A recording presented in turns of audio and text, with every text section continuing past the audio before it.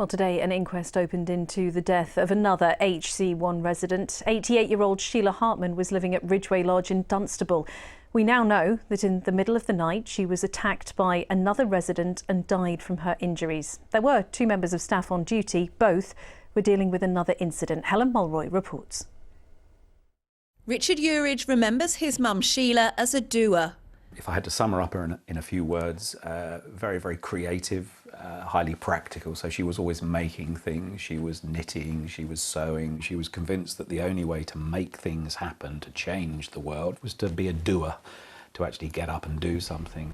88, Sheila had dementia and lived for 3 years at a Dunstable care home. She was enjoying a good end of life. She was active, she was well loved by staff at the care home and very happy, so living well.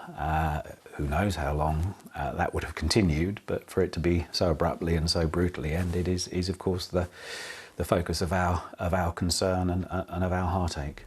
But Sheila's life ended brutally last month, with an inquest today confirming she died of head injuries after being attacked with a walking stick at the Ridgeway Lodge care home in Dunstable by another resident. There were two members of staff on the floor of the care home that looks after people living with dementia, and they were looking after 23 residents.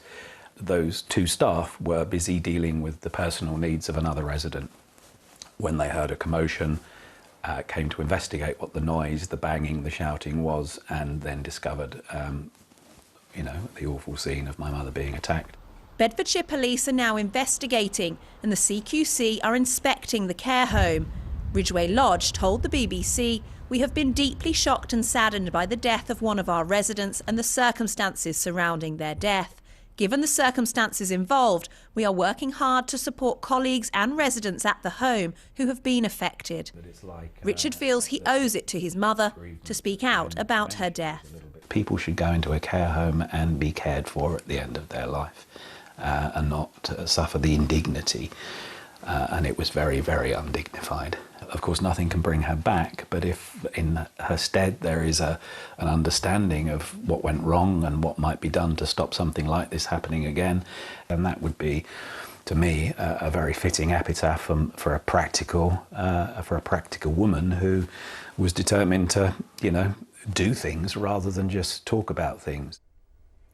Helen Mulroy's report there. Well, our political correspondent Ben Schofield is back in the studio with me. Ben, we've just heard two heartbreaking stories there. We know that the social care sector is never far from the headlines, whether it's about quality of care or demand for services or indeed staff shortages. What is the latest in all of this? Well, yeah, the sector is under extreme pressure, and of course let's not forget that also has a knock-on impact on our hospitals as well, because if there's a delay in finding a care bed or a care package, then patients often find that they're not discharged when they're medically fit to leave hospital, and that causes backlogs there as well.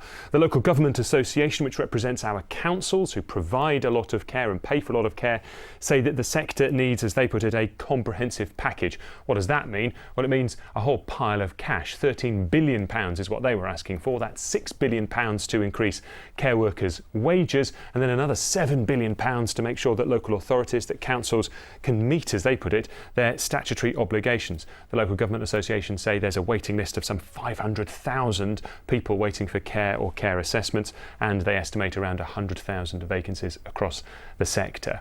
What does the government say? Well, the Department for Health and Social Care told me today that social care is a top priority and that they are committed to bolstering the workforce and protecting people from unpredictable care costs. Now, when it comes to recruitment, they have set up a £15 million international recruitment fund to try to recruit people from abroad to come and work in our care homes over here. There's also a £500 million discharge fund, which they say will targeted areas that are facing the greatest need when it comes to getting people out of hospital and into care homes. And they point out that local councils have had £1 billion extra funding specifically for social care. Now, the situation in Cambridgeshire, they've cancelled that contract with HC1. That was for a block of 99 beds across 5 care homes in the county.